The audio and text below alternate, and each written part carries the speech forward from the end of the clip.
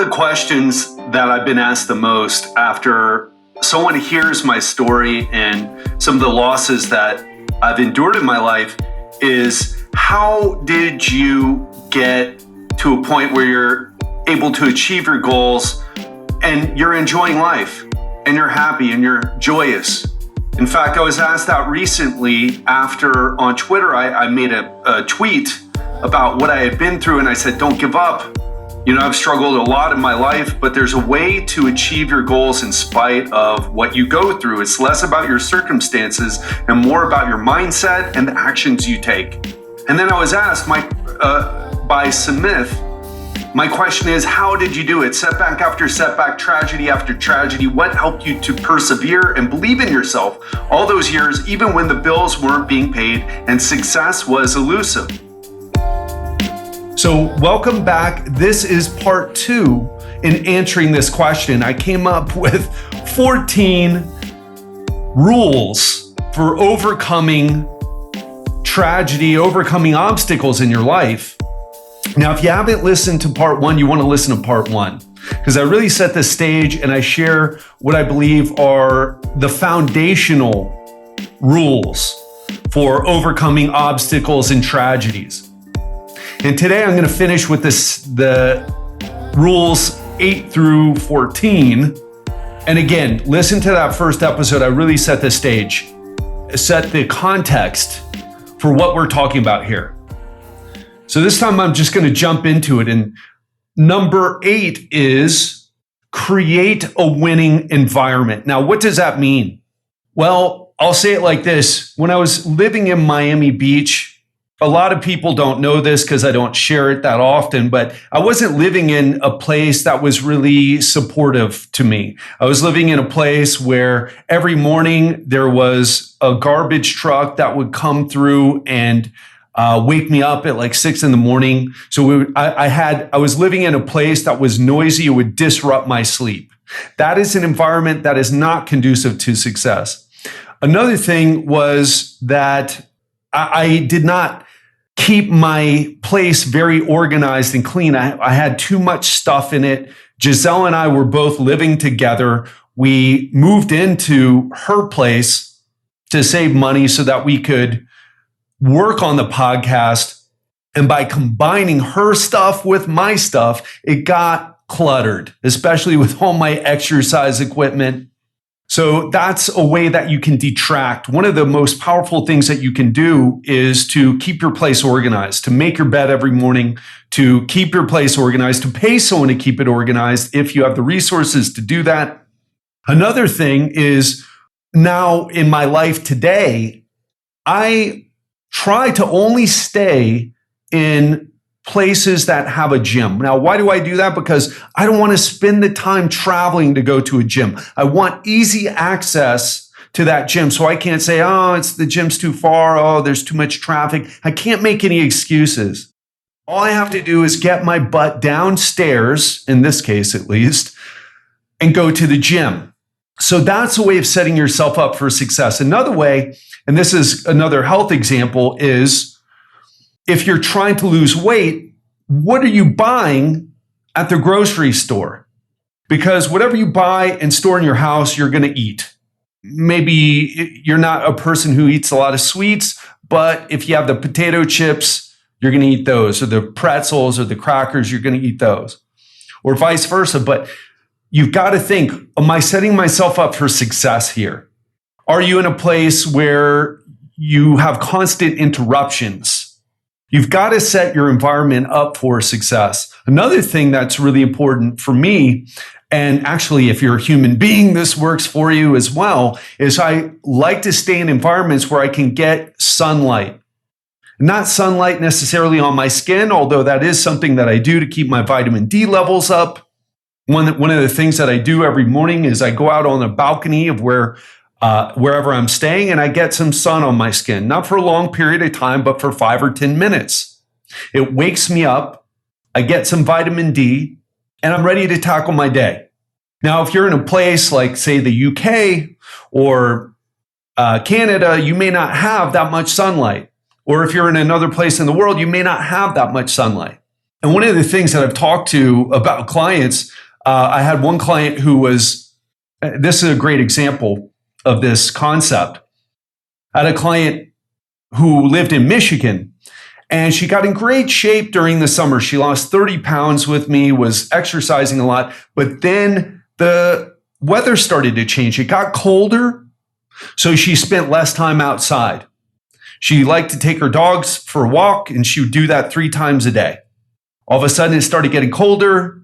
She started going out less, started going backwards a little bit in terms of her exercise goals. Also, because the weather changed, and we know this to be true, if you're living in a place with less sunlight, it can affect your moods. Your moods. We have so many moods. It can affect your mood, and it affected her mood. And so that's something you got to consider too. If you're in a place and you're doing great during the summer, you're doing great during the spring, but when it comes fall, you start, falling back. You start falling into a more, maybe not a depression, but lower energy state. And also you stop going outside as much. That's going to have an effect on your life and what you're able to achieve. And so what I'm trying to tell you here, really, the big takeaway here is think about your environment. Think about the things that add to your ability to achieve your goals. Think about the things in your environment that help you feel good. And then think about the things that take away from how you feel, take away from your energy, take away from your good mood, and do your best to start to change those things. Now, I've always lived in a warm, sunny place. And I have the freedom and resources to go to places that only have good weather. Although I'll tell you right now, the weather in Brasilia, Brazil, where I'm at now, has not been so great. But it doesn't matter what your resources are. It matters what are the things that are helping, what are the things that are hurting, and what can you do about it? What can you do to make it better? I want you to think about that. Now, the next one is something that is super important. Be results oriented. This is something that I see so many people fail at. I don't usually like to use that word fail. But one of the problems with people when they're trying to achieve goals is that they're not results oriented. What do I mean by that? Well, when I was a personal trainer in my 20s and early 30s, I had an idea. My idea was that if I would go to seminars and learn from the best people in health and fitness, my business as a result would become successful. So what did I do? I traveled to Toronto, Canada. I traveled to Oklahoma City in the United States. I traveled to LA. I traveled to New York. I traveled to so many places and spent thousands of dollars on seminars to learn more about health and fitness. And it helped. But after a certain point, it didn't help anymore. But I kept doing it. In other words, instead of learning more about health and fitness and biomechanics and biochemistry and physiology and anatomy, I should have switched over and started learning about business, but I didn't because I was stubborn. And also I didn't have a podcast to listen to that said, hey man, quit doing that. Are you making more money? Is your business more successful? Are you happy with what you're doing? The answer was no for me, but I kept doing it anyway. I wasn't being results oriented. I just was stuck in a cycle of, and not the worst cycle, right? But I was spending money, spending time, learning things and getting just a tiny bit better. And I wasn't getting a result in my business. That's an example of not being results oriented. And so many of us, we think hard work is the answer. It's not. Yeah, you got to work hard, but first you got to be going in the right direction. You have to have a good strategy first. You can dig ditches for 50 years for 12 hours a day, and you're never going to probably make a 6-figure salary. you've got to have a good strategy. And so many of us, we think, oh, well, I'll just work hard. I'll work hard. I'll work hard. And we get crap results. And what do we say? We think it's something wrong with us. Oh, I'll never be successful. Look how hard I'm working. It's not working. So it can't be my strategy. It can't be that I'm not getting results because I'm doing the wrong things. It's got to be something internally. And I used to think this way. I used to get so angry. It's like, why don't people hire me? Can't they see that I spend so much money and time and effort to learn and get better so that I can help them? I'm obviously the best choice as a personal trainer. And if people are too dumb to realize that, well, that's their problem. Except it wasn't their problem. It was my problem. I was the one suffering. I was the one who didn't have the lifestyle, the success, the fulfillment, really, the satisfaction in my life with my professional career. Another example of people not being results oriented are a lot of the people that come to me.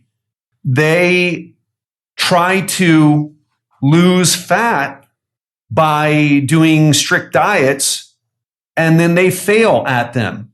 And they think they're the problem. Oh, I tried keto and I just couldn't do it. I ended up binging and I felt so terrible about myself. I'm never going to get in shape. No, your diet sucks, or at least it sucks for you. It's the wrong strategy. You're not being results oriented. And I've been guilty of that one too in my mid 30s. So I was in great shape all throughout my 20s, up to about 31 or so. And then I started backing off doing martial arts. And I didn't realize going to jiu-jitsu 3 times a week and lifting weights another 2 or 3 times a week, that was really offsetting all the food I was eating. So I stopped doing jiu-jitsu, stopped working out as much, but kept eating the same amount. And I went from 180 pounds, 185 pounds, all the way to 210 pounds. And guess what? Definitely some of it was muscle, but a lot of it was fat. I ended up with 24% body fat, which is, 25% by some standards is considered obese body fat range, right? So I was sure that I was doing the right things because I was a low carb diet guy. It had worked for me in the past, and I was sure that I was doing the right things. I was putting butter in my coffee and coconut oil and cooking vegetables and coconut oil or butter, frying meat in butter. And I hardly ever ate sugar. I didn't eat or buy fruit. I had no fruit in my house. And I got fat. And instead of saying, oh, I'm doing something wrong here, this isn't working, why did I get so fat? I blamed my metabolism. I blamed my hormones. In fact, I got a hormonal test. I got my estrogen levels and testosterone levels checked. My testosterone was okay, but not great. But my estrogen levels were high. I was like, oh yeah, I have high estrogen levels. That must be from toxins in the environment or phytoestrogens or, xenoestrogens from my products that I use. In reality, I was eating too many calories and I didn't know it. And it took me a few years to figure it out, to stop feeling like a victim and to start being more objective and to say, you know what, this is about gathering data. Don't take this so personally. This is about data gathering. This is about, is the data I'm gathering telling me that my program, my strategy is successful, or is it not successful? And if it's not successful, then something needs to change. So I want you to ask yourself, what am I trying to accomplish in my life? What is the strategy that I'm using? And what are the results that I'm getting for it? Do not personalize failure because it's really your strategy. I don't care who you are. I don't care what country you're in. I don't care what language. Well, obviously you speak English or you wouldn't be listening to this, but a lot of we may not be able to, if we're trying to have business success, we may not be able to be a billionaire, but you can certainly make more money than what you're making now. If you're trying to get in shape, you may not ever be a cover model on a magazine, but you can definitely 100% get in better shape than what you are right now. So keep that in mind. Are you getting the results you want? Because if not, it's your strategy, it's not you. So let's get to the next one. Stay flexible in your approach. This almost has to do with the be results oriented. You've got to stay flexible. You see this problem in the weight loss industry with low carb people and now carnivore diet people, and also in vegans, basically any extreme diet. And I mean vegans who are not doing it for ethical reasons, but vegans who are doing it for fat loss, doing it for health reasons. So they'll start to get some results, they'll lose some weight, and then they'll hit a plateau and won't be able to get beyond it, and they'll make up excuses. And what I want to tell you is stay flexible in your approach.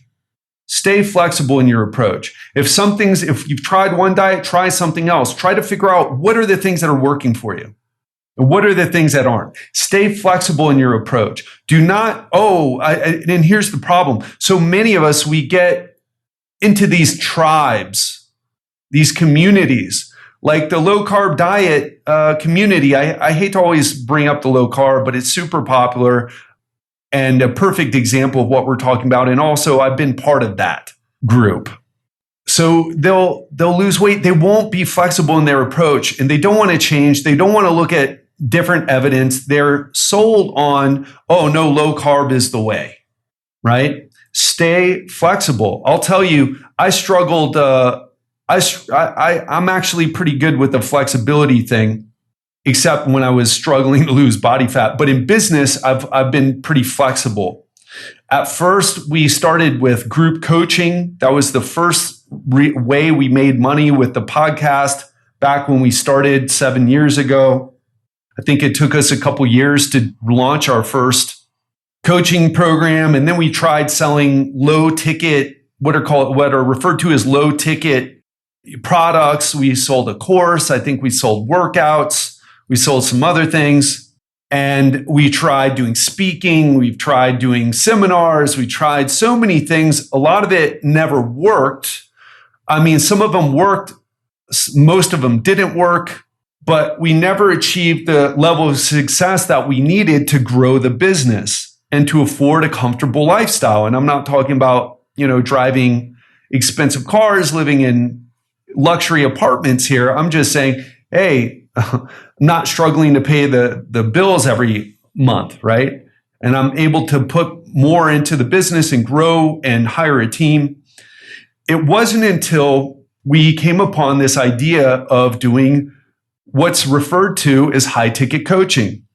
Don't try to sell my listeners. I didn't have a ton of people following me. So selling an inexpensive product wasn't a good business model. And also, it really doesn't work. Most people buy a $97 product or $37 product or $200 or $197 product. You know how these prices are all $197, right? $97, right? Someone quoted me. I'm speaking with different people to help me write a book. Someone quoted me $97,000 to help me write my book. I was like, I like that. So it's not $100,000, it's $97,000. Anyway, so we tried selling these low ticket products. I wasn't that happy because a lot of people didn't because I know people don't get results with it. Most people just buy it and it sits on their computer and they feel good about buying it, but they don't really take action. The group coaching was nice, but again, it wasn't the right fit. What I ended up doing was I only work with select clients now, and I'm not cheap, okay? And I'm not even taking clients right now. Well, I might take you if you're super interested, but I'm more focused on writing the book this year. So I've taken a couple clients, but I'm only working with 2 clients right now. Shout out to you, Errol and Damon. Both of them are killing it, by the way. But the focus is really on the book. Anyway, it took me a while to figure out, hey, listen, I want to work with highly motivated, highly successful people. And those people will invest thousands of dollars to get the result. And especially if I can ensure the result. right? So that was the game changer. We had to stay flexible to figure that out. So stay flexible in your approach, and you will figure out eventually through trial and error. And of course, through instruction, we ended up hiring a coach to help us. We worked with several different coaches. A lot of them weren't even good. I spent a lot of money. I spent $5,000, got nothing in return from one coach. I mean, you gotta keep going. You gotta keep trying things, and you gotta get better. That's the hardest part, is knowing what is better, but stay flexible out there. So the next one here is set the right goals. Someone said on Twitter the other day, I hate to put you on blast like this, but it just resonated with me. Someone said on Twitter, I lost my mother. I was trying to get rich so that I could help her. Now, I'm just using this as an example. I didn't have a full conversation with this person. And what I saw, they were from Italy. So English isn't their first language. But for people who say they want to get rich, it's like, what does that mean to you? Does that mean making 100,000 USD a year? What does that mean to you? Right? Does it mean having $1 million in your bank account? Rich is like saying, I want to lose weight. Well, how much weight do you want to lose? What body fat percentage do you want to be at? Right? Be specific, set the right goals. And I'll be honest, I'm not a huge sit down and set goals type of person. I don't sit down and write down my goals. Okay. Maybe I should. I don't know, but it's not something. I've had people tell me that. I sit down, I've written down goals before. I've written down to-do lists, but my goals are really, I want to hit a certain amount of money. I want to turn my business from a 6-figure business into a 7-figure business. So that's a goal of mine. I want to increase my social media reach. I want to reach 100,000 Twitter followers. We want 100,000 downloads per month. We have some goals, but what I'm trying to say here is you got to set the right goals. Now, there's an acronym, SMART goals, and which I really like. Some people don't like it. I think it's a fine place to start. It's so look up SMART goals, SMART goals, right? I can't even remember what the acronym stands for at the moment. But I've had clients set SMART goals, right? You set it. They're specific. They're measurable. They're actionable. They're, I forget what R stands for, and they're time specific as well. So a specific goal. I want to lose weight. That's not specific. I want to lose 20 pounds. Okay. How are you going to measure that? Well, I'm going to weigh myself every day. I'm going to take photos and measurements every 2 weeks. Okay. How is that actionable? What are you going to do that? Okay. Well, I'm going to track my food on MyFitnessPal. And I'm going to commit to working out 3 times a week in the gym for an hour. Okay, that's actionable. Or again, I forget what it is, but what's the time frame? Okay, I'm going to do that in 3 months. That's an example of a SMART goal. All right, that's an example of a SMART goal. And that's actually comes right out of my coaching program. Most of my clients, they lose 20 to 30 pounds in a 3-month period. I've had people who've done more. I've had people who've done less than 20 pounds. I don't think so, unless they don't have that much weight to lose. So anyway, that's how you got to be clear about your goals. And so many people, they want to get rich. They want to lose weight. They want to get in better shape. They want to have a better relationship. They want to improve their career. They want to, you've got to be more specific. People lack specificity. And that is how people get into problems. That's how you don't get to achieve your goals. That's how you stop yourself from achieving your goals. They need to be specific. You need to measure it. Are you getting results or not? One of the biggest problems I see with weight loss on people that people do on their own is they only measure success with the scale, right? Or they hate weighing themselves, so they don't measure it at all. Right? You've got to quantify things. And certainly it's got to be actionable. How is getting rich actionable? Right? I want to make 10,000. My first goal financial goal with the online business was to make $10,000 every single month. How am I going to do that? Okay, well, if I charge $5,000 for a coaching client, I need 2 clients to sign up with me every month to make $10,000, right? So that would be an example. So, okay, well, how do I get clients to sign up? Well, I'm going to put up podcasts. I'm going to put a call to action, say that I'm taking clients, and then I'm going to hop on a call with them. I'm going to qualify them and make sure they're right for the program. And then I'm going to, if I think they're a good fit, I'm going to offer them to join the program, right? So that's an example of an actionable goal. Okay, well, so right, we can start to work on that, right? Every month, I'm going to try to make 2 sales. I'm going to try to do something that gets me on the phone with at least, and then I got to figure out, okay, well, how many people do I need to talk to that end up signing up, right? So that's an example of how you set a more specific goal, right? So build momentum. You ever hear the saying that the rich get rich, the poor get poorer? Well, of course you have. And this is actually something that's been studied. It's called the Matthew effect. Matthew effect. So we know that this effect happens, right? For example, kids who don't read that well because they're, let's say, or no, here's a good example. Now, let me see. Okay, so here's a good example. Let's talk about one of the things that I think is the most important difference between human beings, right, is their education levels.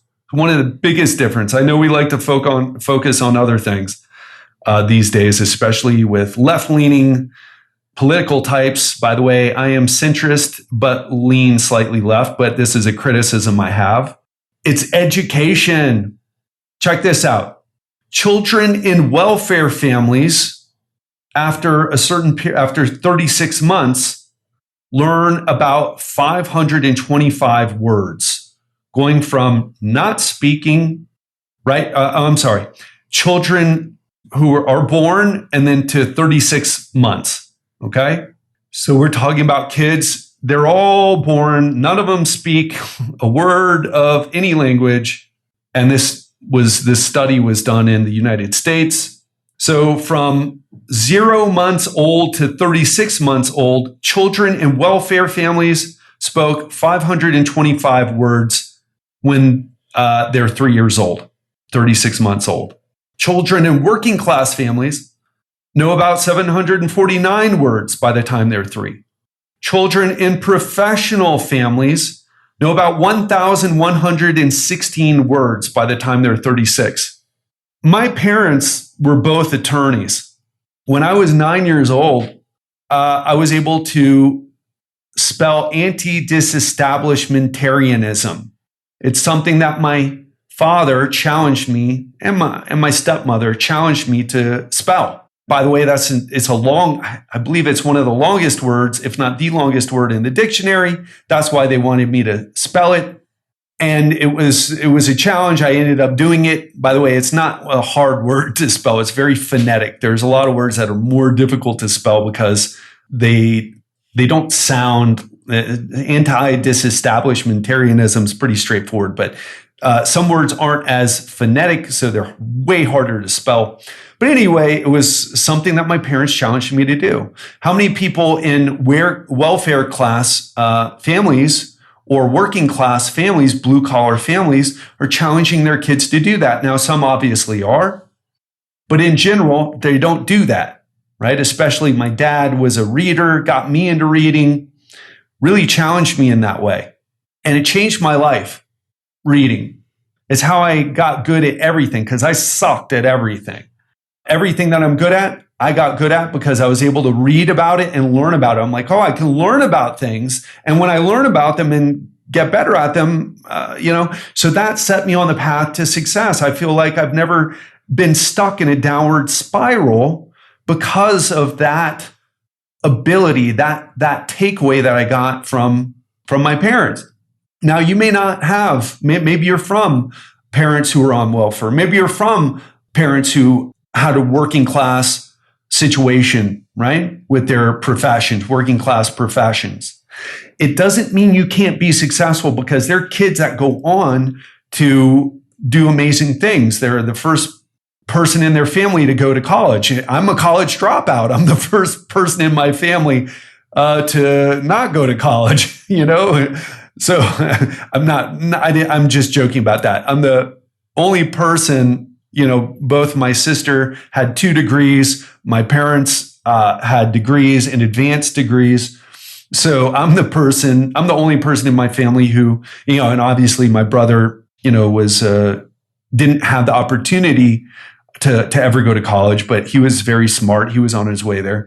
But what I'm getting at here is that some people generate momentum and really start to excel, and it becomes this upward spiral, and the rich get richer type of effect. This Matthew effect takes hold.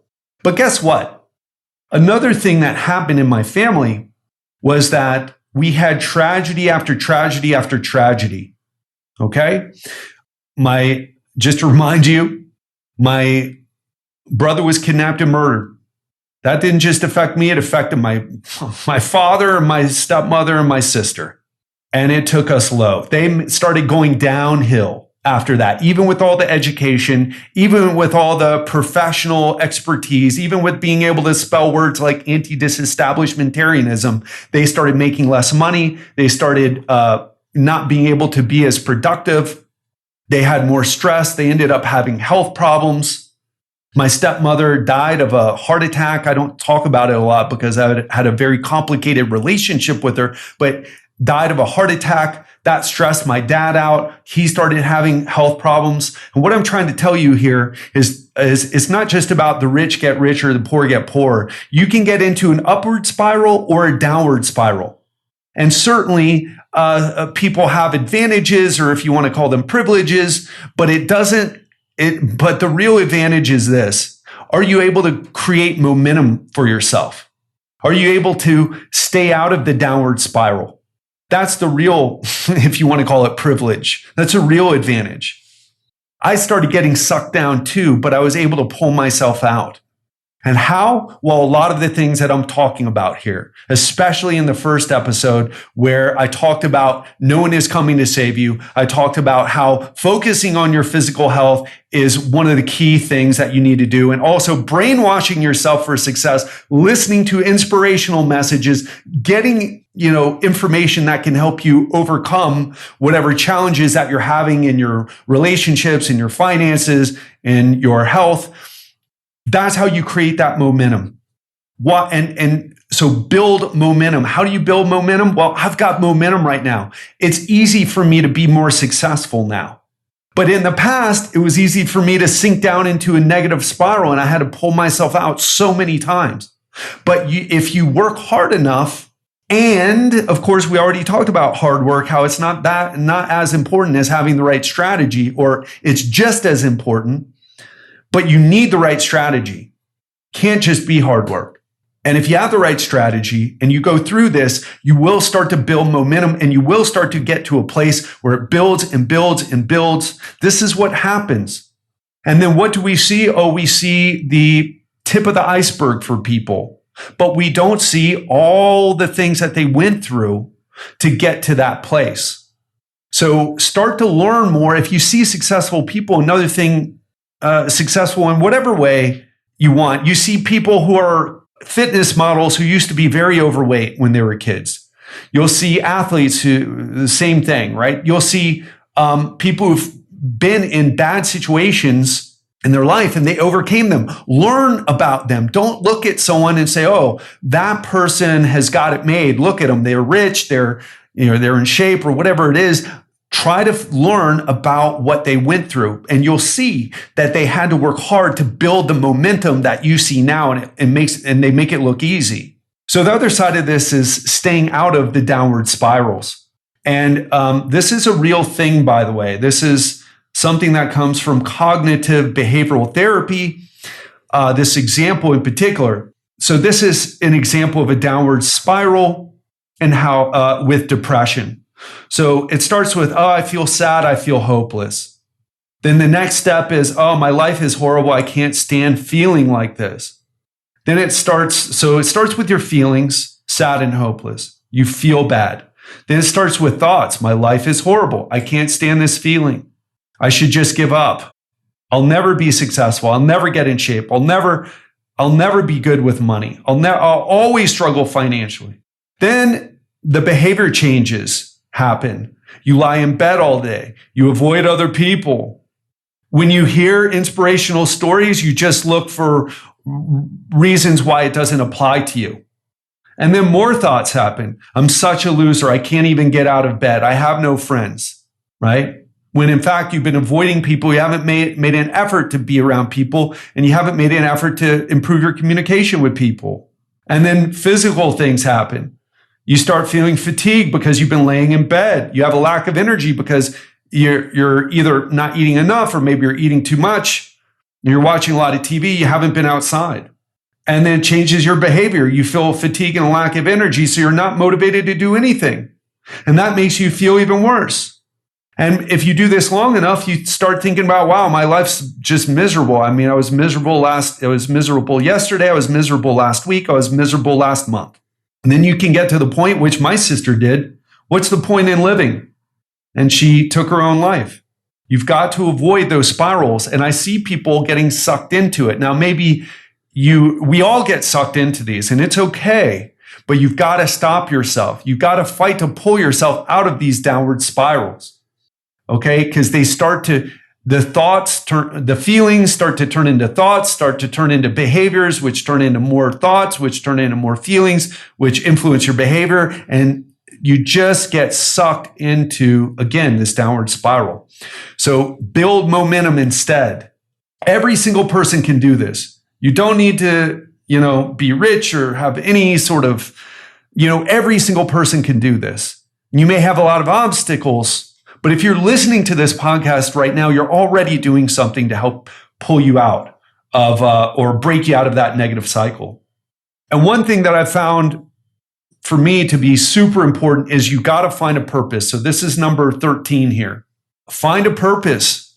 My purpose, the purpose is, look, I do this because it pays the bills. I do it in part for money, right? I do it for money because I can't pay bills. I can't travel. I love to travel. It helps me. I can't afford the things that I like to do if I don't make money. But the thing is, I could do a lot of things to make money. I chose this because it's my purpose. I chose this because I found purpose in the tragedies of my family in helping others. I didn't want to be this, these things that I carry around with me. I want to share this story, and I want to share how I got to the next level, how I got past it all. Or at least how I manage it all, right? Because it's not that you forget that these bad things happen to you. You just integrate them into your life. You find a way to make peace with them, and you move on. And I still cry, and I still have moments where I feel like a victim. I have moments where I'm afraid of the future and what might happen. What if I have a kid and that kid dies? What if I have a kid and I get sick? What if I get married and my partner starts getting sick and I have got to go through that, right? We all have these thoughts, but the purpose keeps me going, right? We all have, as the Buddha said 2,500 years ago, life is suffering. There's no avoiding it. There's no avoiding getting sick. There's no avoiding getting old, and there's no avoiding death. So how do we make our time here worth it? Finding purpose. For some, purpose could be connecting with your religion at a deeper level, going to church, getting more spiritual. Not to tell people what to do or to say how people are bad if they're not in your religion, but to do it to help others, to do it to help yourself, to help create more good emotions. That's what, for me at least, religion is really about. It's what it's about. Find a purpose. For others, it's going to be like me. You've got to find some type of purpose in helping people. I talked to a person yesterday, a woman who is an editor for books, and probably the person who will end up hiring to help me. And it's her purpose. She loves what she does. It's not a hobby.